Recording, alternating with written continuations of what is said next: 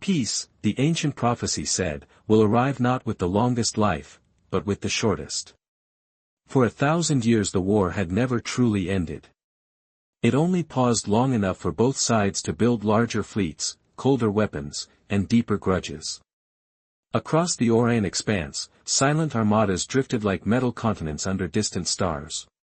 Entire generations had been born beneath the shadow of that conflict, raised to believe the war was as permanent as gravity itself. In the Royal Observatory of the Vaith Dominion, Queen Lyra Vaethra stood alone beside a window of transparent crystal stretching 40 feet from floor to ceiling. Beyond it, the galaxy burned with quiet light. Her silver eyes reflected 1,000 suns. Her advisors believed she was studying battle maps. They were wrong. She was reading a much older record, one carved long before any of their empires learned to cross the stars. The words floated above her console in soft blue light, translated from a language older than her species' memory. The prophecy had been discovered buried beneath a ruined temple on a dead world centuries ago, dismissed at first as mythology. But time had a way of making myths uncomfortable. Especially when they started becoming accurate. The message was simple. Almost insulting in its simplicity. The war of endless cycles will end when the throne chooses a husband whose heart beats fast, whose years are few, and whose mercy outweighs his fear. Lyra closed her eyes for a moment. In her species, a ruler might live 300 years. Some had ruled for 2 centuries alone. Humans barely reached 100. Most never saw 80. Short lives. Fragile bodies. Emotional, unpredictable minds. And yet the prophecy pointed to them.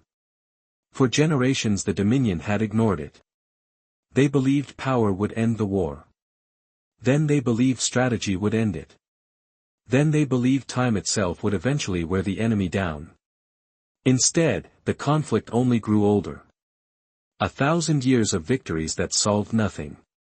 1,000 years of stalemates that buried entire civilizations in silence. Lyra opened her eyes again and watched a distant fleet of Dominion cruisers glide past the palace orbit like slow-moving constellations. Each vessel was nearly a mile long. Each carried enough power to erase a planet's defenses in minutes. Yet none of them had brought peace. Her council believed another campaign would finally break the stalemate.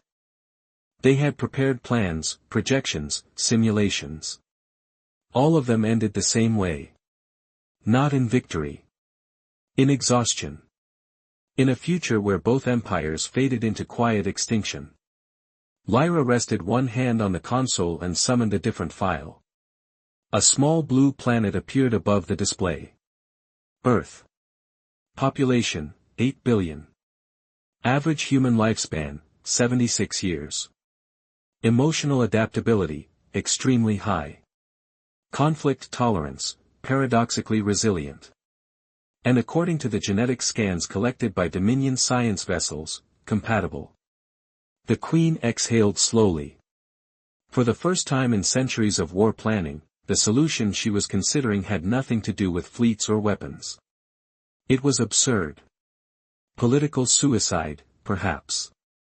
Yet the prophecy had waited 1,000 years. Perhaps it had been waiting for someone desperate enough to listen. Locate the individual, Lyra said softly to the chamber's silent intelligence system.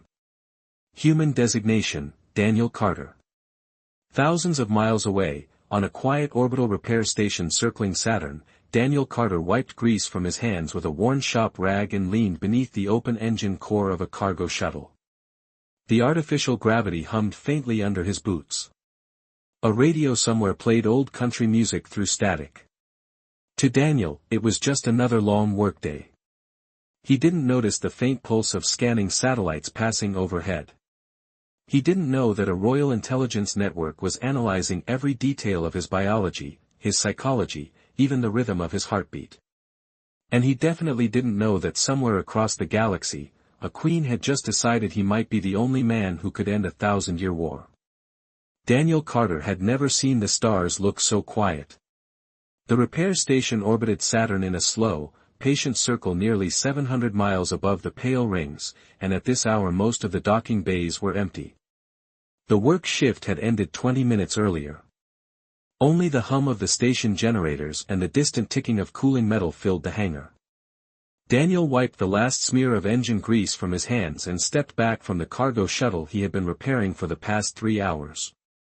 The vessel was nothing impressive, just a standard long-haul transport about 150 feet from nose to thruster. But the engine alignment had been off by less than half an inch, and that tiny error could waste thousands of gallons of fuel during a deep space jump. Most pilots would never notice. Daniel always did.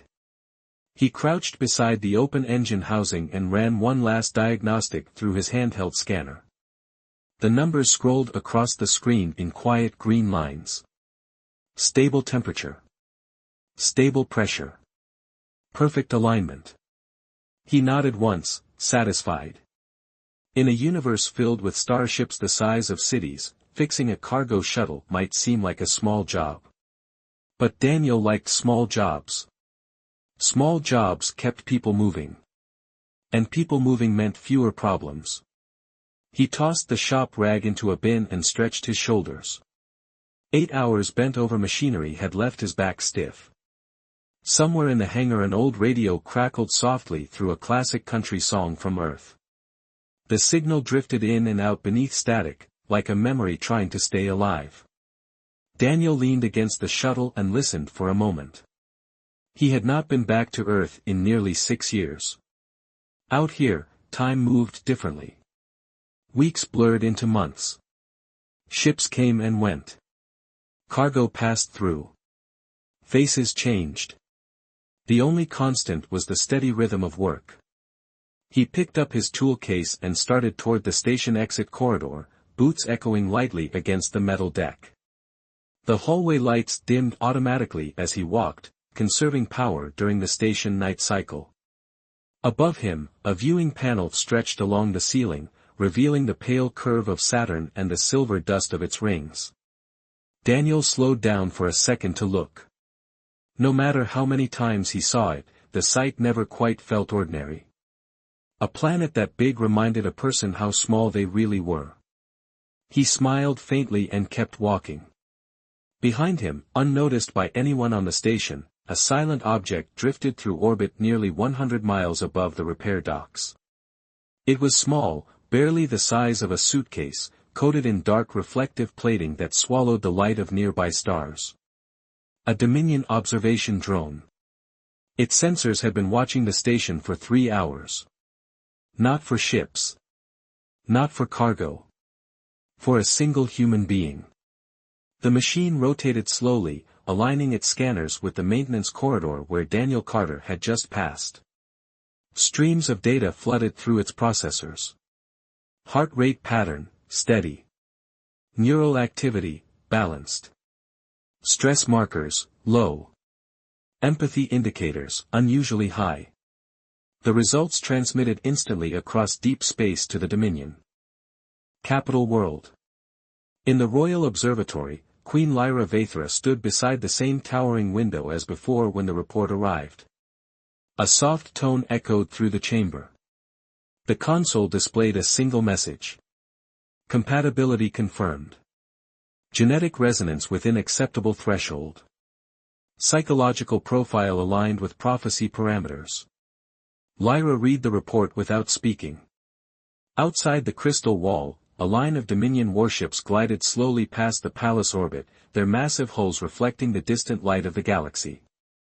Each vessel represented centuries of military power. Each was built for a war that had never truly ended. Yet the solution glowing quietly on her console involved none of them. Just one human mechanic on a distant repair station who probably believed tomorrow would look exactly like today. Lyra studied the data image of Daniel Carter. Brown hair. Calm eyes. Grease on his hands from hours of mechanical work. Not a soldier. Not a ruler. Just a man who repaired engines and watched the stars after long shifts. The prophecy had described many things, but one detail stood out more than the rest. The husband who ends the war will not seek power. Lyra allowed herself a slow breath. Then she gave the first order that would quietly reshape the future of two civilizations. Prepare a diplomatic vessel. Destination, Saturn Orbital Repair Station. Passenger objective, Daniel Carter. The next morning began like any other shift on the Saturn repair station. Artificial daylight brightened the corridors at precisely 6 o'clock station time, casting soft white light across the metal walkways and docking platforms. Daniel Carter arrived 10 minutes early, a paper cup of black coffee warming his hands as he crossed the hangar floor. The station was slowly waking up. Cargo drones floated past carrying supply crates. A pair of shuttle pilots argued cheerfully about fuel prices near Docking Bay 3. Somewhere a maintenance bot rolled across the deck leaving a thin trail of cleaning foam behind it. Daniel took a sip of coffee and glanced through the massive hangar doors toward the pale horizon of Saturn. The planet filled half the sky like a giant marble washed in gold and gray. The ring stretched outward for thousands of miles, thin and delicate as frost on glass. No matter how long a person lived out here, that view never quite lost its ability to stop them for a moment. Daniel finished his coffee and tossed the empty cup into a recycler slot.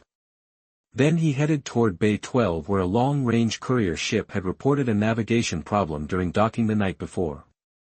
The vessel sat quietly in its berth, about 100 feet long, its hull marked with the wear of countless atmospheric entries.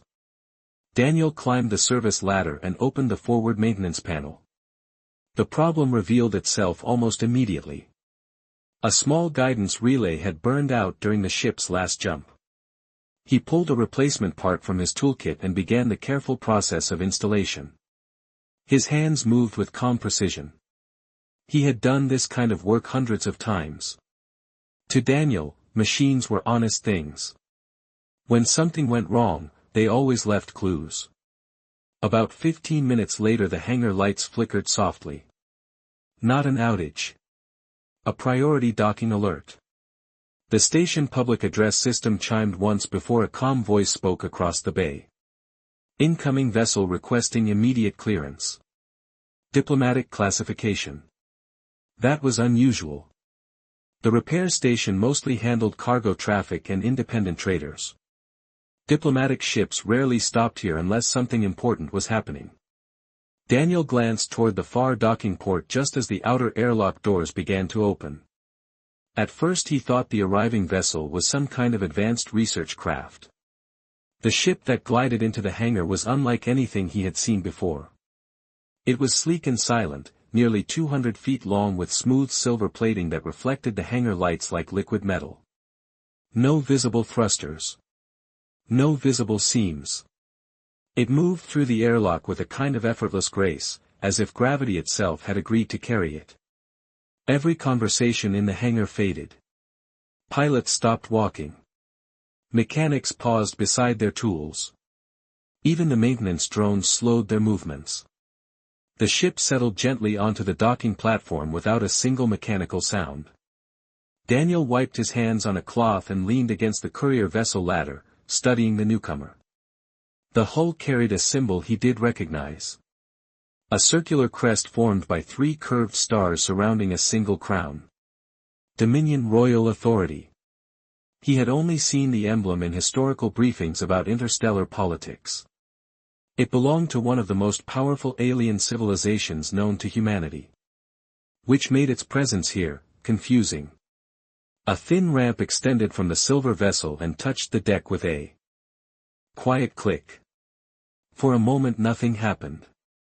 Then 3 tall figures stepped into the hangar light. Their skin held a faint blue tone beneath the glow of the overhead lamps and their uniforms shimmered with subtle patterns of dark silver fabric. Dominion envoys. The station supervisor hurried forward, clearly trying to remember every diplomatic protocol he had ever studied. Daniel watched with mild curiosity, expecting the visitors to discuss trade agreements or navigation rights. But the envoys did not look at the supervisor for long. Instead, one of them activated a small scanning device and slowly turned in a circle across the hangar. The device emitted a soft pulse of light that swept across every mechanic, pilot, and technician in the room. Then it stopped. Directly on Daniel Carter. The envoy lowered the scanner and spoke calmly in perfect English. Daniel Carter. The Queen of the Vaith Dominion formally requests your presence. Daniel blinked once, certain he had misheard something. Me. The envoy inclined his head slightly. Yes. You. The hangar became very quiet after the envoy spoke those two simple words. Daniel Carter stood beside the service ladder with a wrench still in his hand, looking around as if someone else on the station might share his name. Nobody stepped forward. Mechanics exchanged confused glances. One of the shuttle pilots quietly muttered that this had to be some kind of mistake. Daniel set the wrench down slowly on the metal deck. The sound echoed farther than it should have in the sudden silence. He walked a few steps toward the three envoys, boots tapping softly against the floor. Up close, the visitors looked even more unusual. Their blue-tinted skin reflected the bright hangar lights with a faint silver sheen, and their dark uniforms seemed woven from a fabric that subtly shifted color when they moved. None of them appeared threatening. In fact, their posture was calm and almost respectful. Daniel stopped about 10 feet away and folded his arms loosely. I think you have the wrong person, he said. I repair engines. That is about the most exciting thing that happens in my day. The envoy who had spoken earlier stepped forward slightly. His voice remained steady and polite. There is no mistake, Mr. Carter. Your identity has been verified through 3 independent scans. Daniel let out a quiet breath and rubbed the back of his neck. The station supervisor was now standing nearby looking as if he had just witnessed a meteor land in the hangar. Several workers pretended to return to their tasks, but everyone was clearly listening. Daniel looked back at the silver diplomatic vessel resting on the docking platform. Its smooth hull reflected the entire hangar like a mirror. He had seen large ships before. But this one felt different. It felt deliberate. Like something that had arrived here with a very specific purpose. He looked again at the envoy. And the Queen wants me because. The envoy lifted the small scanner device once more and deactivated it with a soft click. Because Her Majesty believes you are important to the future of 2 civilizations. Daniel blinked slowly. That sentence took a moment to settle in his head. 2 civilizations sounded like the kind of phrase that belonged in a history documentary, not a conversation on a repair station outside Saturn. He gave a small uncertain laugh. You are serious. The envoy nodded once. Completely. Daniel glanced toward the open hangar doors where the pale rings of Saturn stretched across the darkness like frozen waves. He had always imagined that if something extraordinary ever happened in his life, there would be some warning first. Some dramatic signal. Instead it was just 3 quiet envoys and a sentence that made no sense. He picked up the shop rag from the deck and wiped his hands slowly, buying himself a few seconds to think. Let me get this straight, he said finally. The Queen of an interstellar empire sent a diplomatic ship all the way out here to ask a repair mechanic for, what exactly? The envoy met his gaze with the same calm expression. For a conversation. Daniel raised one eyebrow. A conversation about what? The envoy answered without hesitation. About peace. Daniel stared at him for a long moment. Around them the hangar had become so quiet that the distant hum of the station generator sounded almost like wind. He had spent most of his adult life fixing machines that other people depended on. Ships broke. Engines failed. Someone repaired them and life kept moving. It was a simple rhythm. But this moment felt like stepping into a completely different universe. He exhaled slowly and looked once more at the silver vessel waiting on the docking platform. All right, he said at last.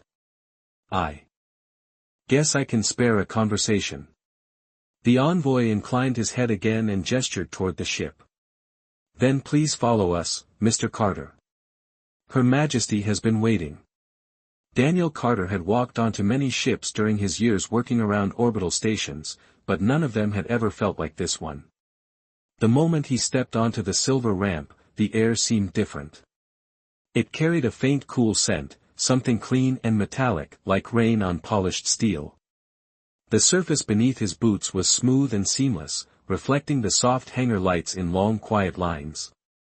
He followed the 3 Dominion envoys up the ramp while the entire repair bay watched in stunned silence behind him. For a second he considered turning back and telling them this had to be a misunderstanding, but curiosity had already taken hold. The interior of the vessel was even more unusual. There were no exposed pipes, no blinking maintenance panels, no mechanical clutter anywhere.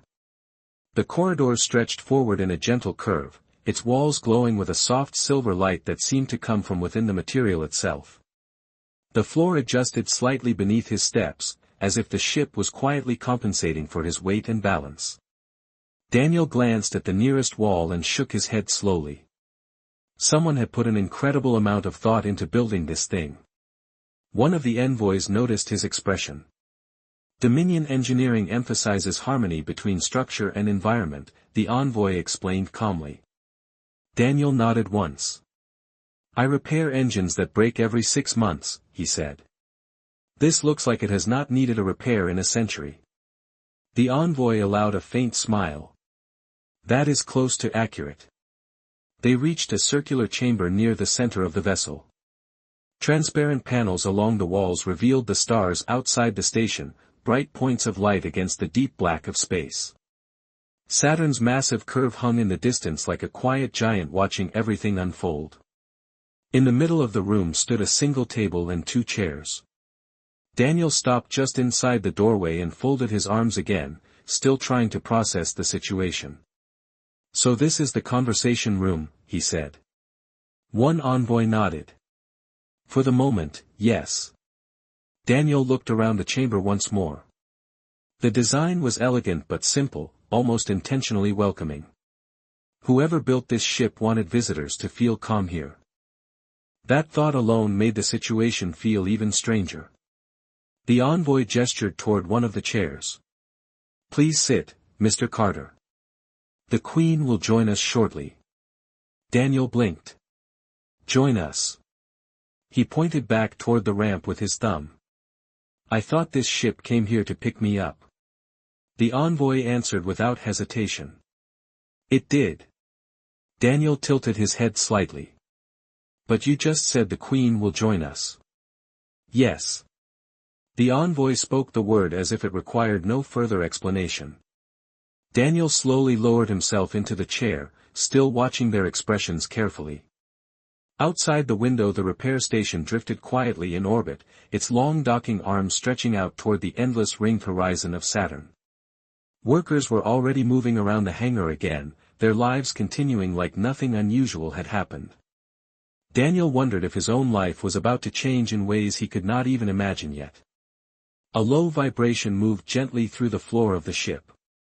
Not an engine roar. More like the quiet breath of something powerful waking up. Daniel looked toward the doorway. The envoys stepped aside with respectful precision. A moment later a soft light appeared in the corridor beyond the chamber. Footsteps followed. Slow. Calm. Measured.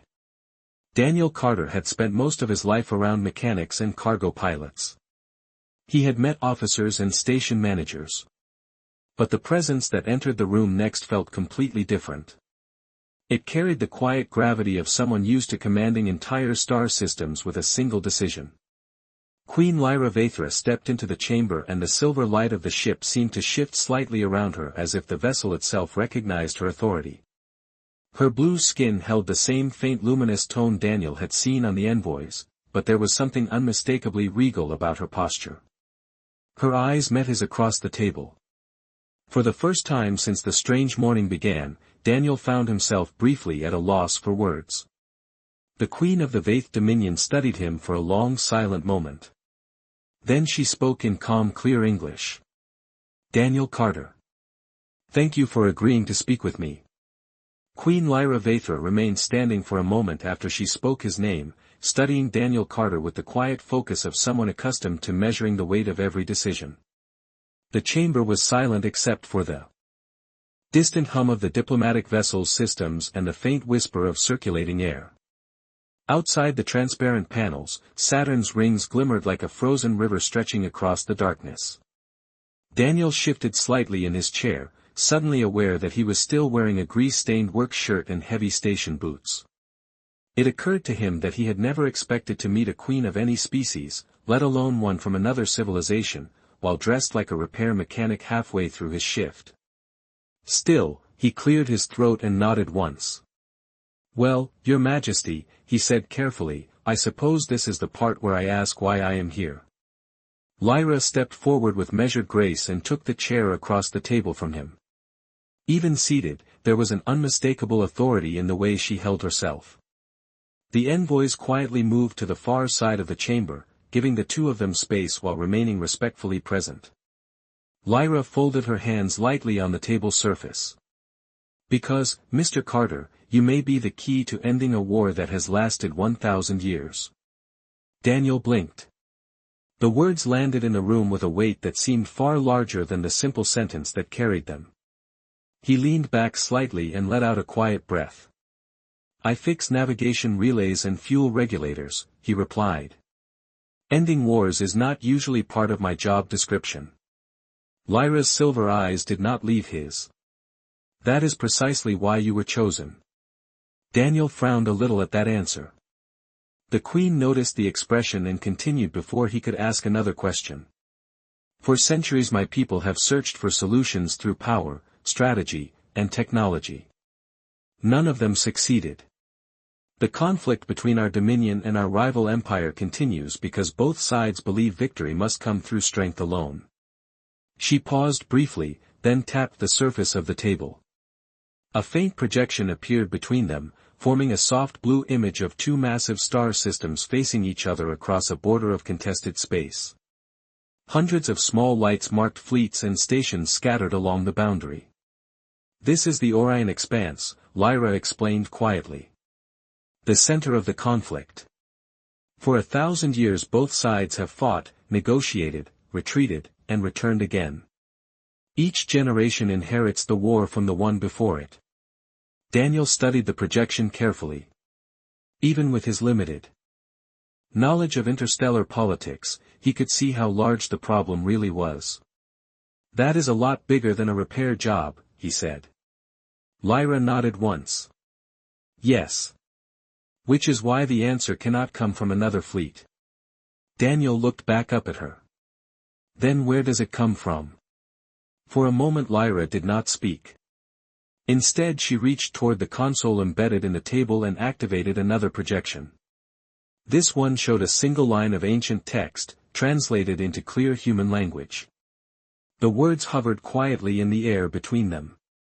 "The war of endless cycles will end when the throne chooses a husband whose heart beats fast, whose years are few, and whose mercy outweighs his fear."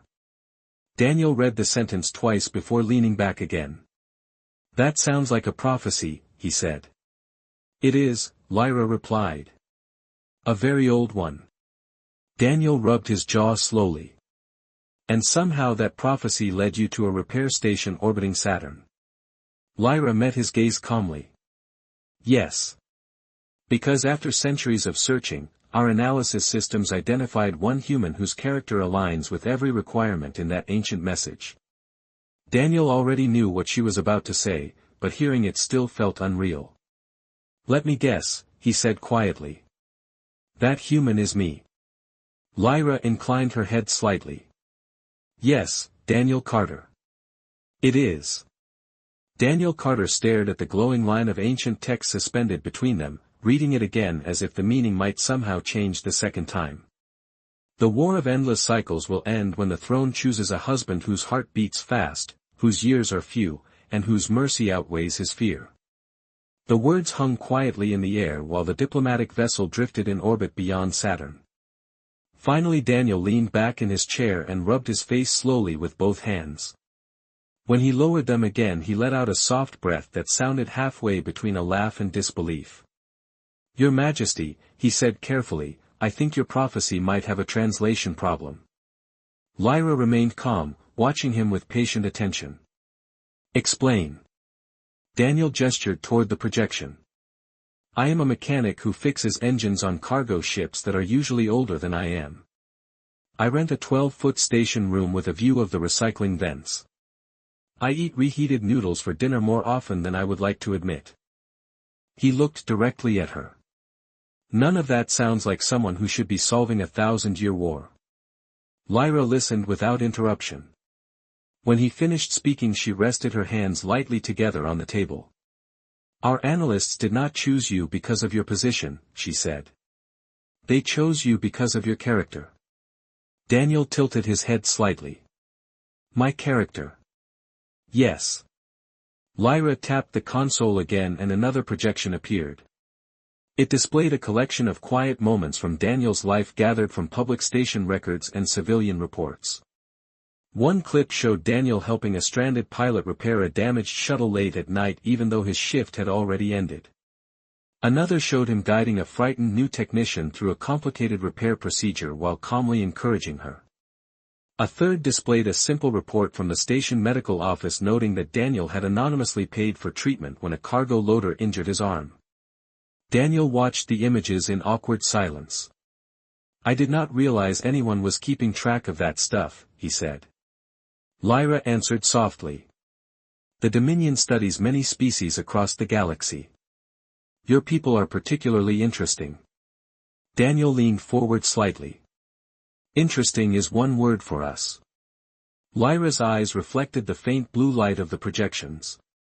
Humans possess something rare among advanced civilizations. The ability to show compassion even when there is no strategic advantage in doing so. Daniel shrugged a little. That is just called being decent where I come from. Lyra nodded once. Exactly. The room grew quiet again for a moment. Outside the window the pale glow of Saturn slowly shifted as the diplomatic vessel adjusted its orbit. Daniel glanced at the stars before looking back at the Queen. So let me make sure I understand this correctly, he said slowly. 1,000-year interstellar war might end because an ancient prophecy says you need to marry someone with a short lifespan and a decent heart. Lyra met his gaze without hesitation. Yes. Daniel let out another breath and leaned back in the chair again. That might be the strangest sentence I have ever heard. Lyra's voice remained steady. It may also be the most important one. Daniel considered that for several seconds. Finally he asked the question that had been waiting quietly in the back of his mind since the beginning of the conversation. If the prophecy requires a husband. He said carefully, then I assume this conversation is about more than diplomacy. Lyra inclined her head slightly, her expression calm but unmistakably serious. Yes, Daniel Carter. It is. She paused just long enough for the meaning to settle between them before continuing. I came here to ask if you would consider becoming the consort of the Vaith Dominion. For a moment Daniel simply stared at her. Outside the window the silent rings of Saturn continued their slow endless journey around the planet, as if the universe itself was waiting to hear his answer. Daniel Carter did not answer right away. The question seemed to settle into the quiet room like gravity itself. Outside the transparent panels, Saturn's pale rings drifted slowly past the diplomatic vessel, endless bands of silver dust stretching for hundreds of thousands of miles. Daniel stared at them for a moment, as if the planet might offer advice. Finally he leaned forward and rested his elbows lightly on the table. When he spoke again, his voice was calm but thoughtful. Your Majesty, I am pretty sure most people expect a proposal to come with dinner first. One of the envoys across the chamber shifted slightly, as if uncertain whether humor was appropriate in the presence of the Queen. Lyra, however, did not look offended. In fact, the corner of her mouth moved just enough to suggest the smallest hint of amusement. Your response is understandable, she said. This situation is unconventional. Daniel nodded slowly. That is one way to describe it. He looked down at the glowing projection of the ancient prophecy again, then back at her. Let me ask you something honestly. Out of all the billions of humans on Earth and across the colonies, your systems chose a mechanic with a toolbox and a small apartment on a repair station. Lyra answered without hesitation. Yes. Daniel rubbed his chin for a moment. And you are prepared to base the future of two civilizations on that decision? Yes. The word came with quiet certainty. Daniel leaned back again, exhaling slowly through his nose. 1,000-year war. An alien queen. A prophecy that sounded like it belonged in a museum instead of a political strategy meeting. He had fixed engines with simpler problems than this. For several seconds he said nothing. The ship hummed softly around them as its systems maintained orbit. Finally Daniel asked. Another question. What happens if I say no? Lyra did not look surprised. If you decline, she replied, then we will continue searching for another solution. But her voice carried a subtle truth that needed no further explanation. There might not be another solution. Daniel noticed it immediately. The weight of the moment settled deeper into the room. He stood up slowly and walked a few steps toward the transparent wall. The stars beyond it looked distant and calm, as if the universe itself had nothing to do with the problems of the people living inside it. Saturn filled half the view, its enormous rings curving through space like quiet waves. Daniel placed one hand lightly against the glass and watched the slow motion of the planet below. Back on Earth, people argued about traffic and grocery prices. Kids went to school. Families sat around dinner tables. None of them had any idea that somewhere out here a mechanic was being asked to help end a war older than most human civilizations. He turned back toward the Queen. Can I ask you something personal? Lyra inclined her head. Of course.